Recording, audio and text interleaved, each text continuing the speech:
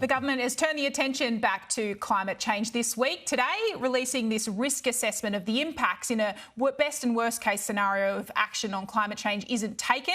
And also later in the week, we are expecting the government to lock in the new 2035 emissions reduction target. Joining me live now for a reaction is National Senator Matt Canavan. Matt, thanks so much for your time. I'm sure you would have been sitting there with bated breath listening to every word Chris Bowen said, and he's put a lot of words out there in terms of these latest reports. Do you believe the dire prediction that's been laid out? Look, I haven't watched Chris's press conference. I've started to read through the reports and look, my initial reaction is it's just a massive exercise in scaremongering. This is going to be the mother of all scare campaigns this week, trying to instill fear into Australians when there is no need for fear or panic on this.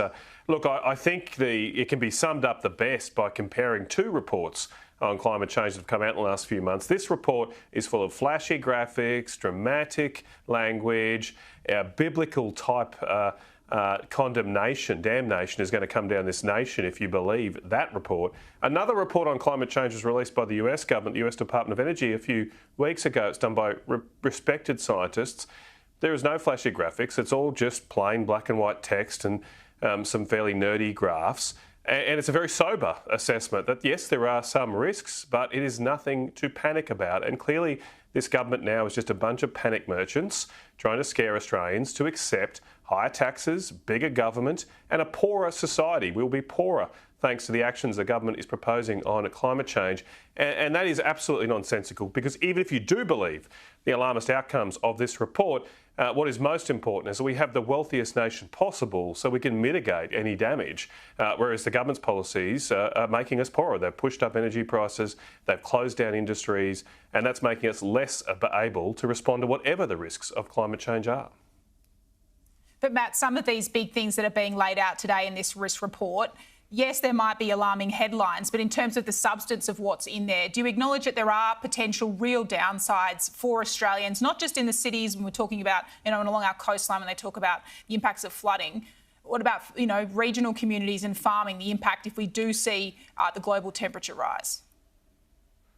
Well, as I say, there are some impacts of climate change. I think what's in this report is absolutely alarmist. Take the flooding, for example. I will at least recognise this report does finally state that the risk of cyclones is basically, risk of increase in cyclones, I should say, thanks to climate change, is basically zero.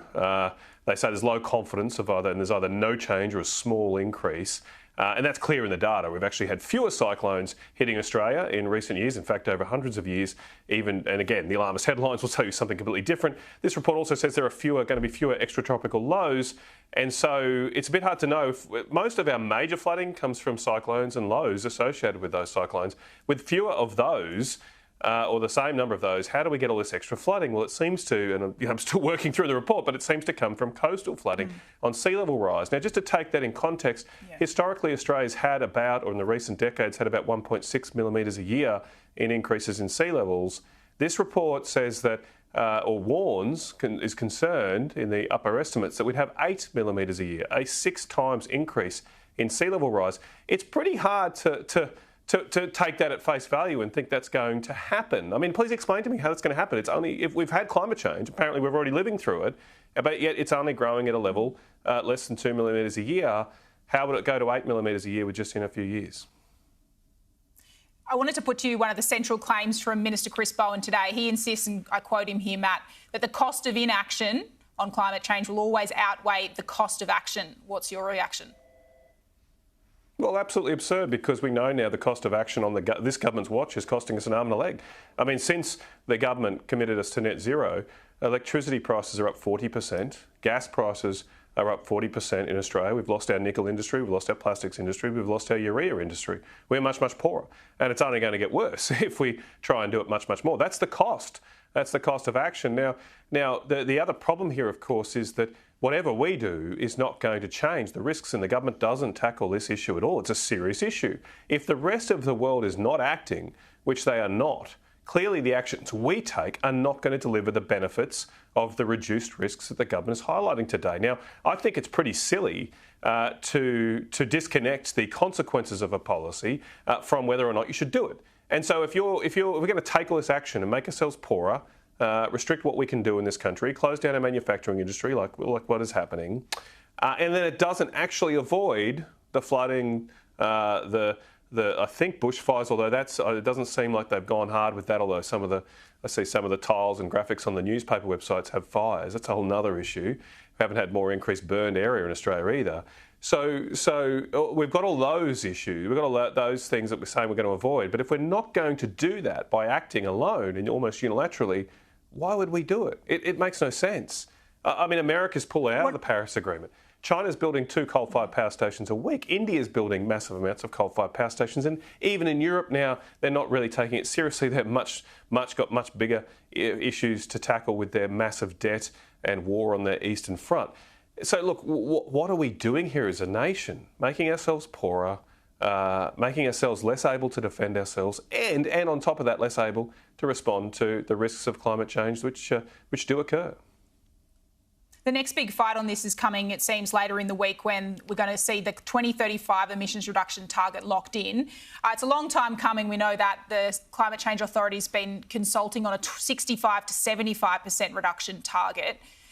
Do you think the coalition is going to come up with its own target, or would it be more wise to just spend your time criticising the government's one?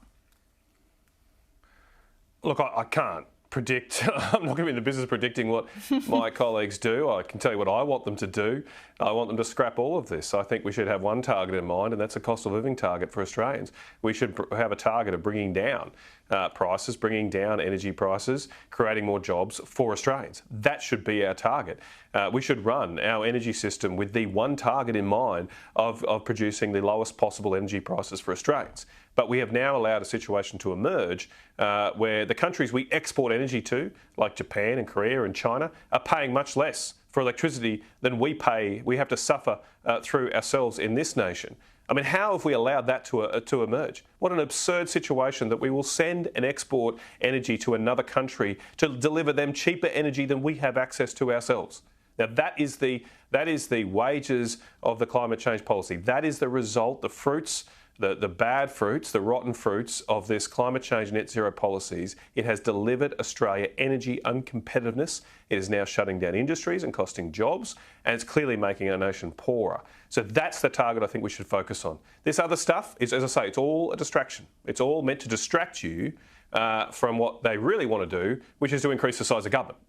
That's the goal. That's their target. Their target is not to stop the impacts of climate change, because they can't do that. Their real goal behind the scenes is to increase the number of bureaucrats, increase the rules and regulations that all Australians have to comply with, and make for a bigger government but a smaller nation, a smaller economy as well.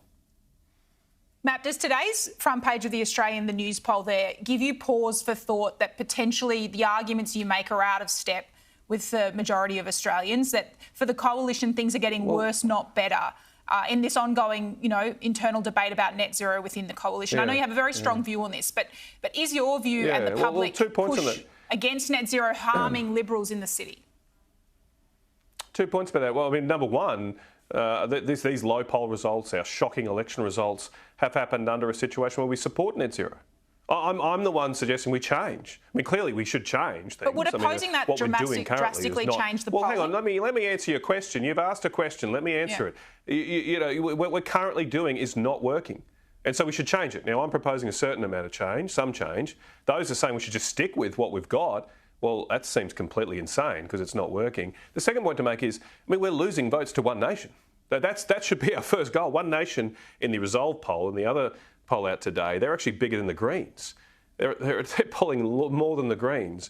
They're the ones we're losing votes to right now. And so maybe we should, on that frame, we should think about what are we doing wrong that are forcing so many of our otherwise committed people who would support us to go to that party. And good luck to One Nation, but I don't want them to win. I'm obviously in the Liberal National Party. I think what we should be focused is on the issues that are clearly front and centre of the Australian people, which is the cost of living I mentioned earlier, and also the migration issue, which we haven't covered today. But if we get back to that core business, like just core business on making Australians' lives better, making our cities work better, making our homes more affordable for young people, that's what will get us back on track. If we focus on trying to solve global problems which we have no control over, we'll keep going down. We'll keep going the way we're going. Matt Canavan, a final prediction from you. Do you think in the end the coalition will abandon net zero as its target? I know you'd like that, but do you think that's where this will land? Yeah, look, I don't know. I mean, we've just seen another party unit in Victoria over the weekend dump net zero. So Victoria State Council did that. So every mainland state has a Liberal and National Party unit that's abandoned support for net zero. I mean, going back to the question, I mean, I suppose I think we will because, look, I don't see how you allow a situation to continue where our party members, the people who support us, people who come out and hand out for us and are at the front lines of election battle with us, have fundamentally and almost universally, almost most of these motions are going through without very little dissent, almost universally are against this net zero crazy big government agenda. How are we going to win elections if the parliamentary party has a policy so diametrically opposed to the core membership of the party? I mean, those things don't compute. It just doesn't work. We are a grassroots party. We're at our best when we're in line with our grassroots, and that's our biggest advantage over the hierarchical, big union, big corporate, big business supported Labor Party. Our best skill, our best asset is harnessing the thousands of people, small businesses who want to see more freedom in this country, a smaller government, more opportunity for their children. We've got to harness them to win. And we've obviously been failing at that and will continue to fail if we find ourselves so different at the opposite ends of a debate than their heartfelt views are. National Senator Matt Canavan, always appreciate your time here on Sky News. Thanks so much. Thank you.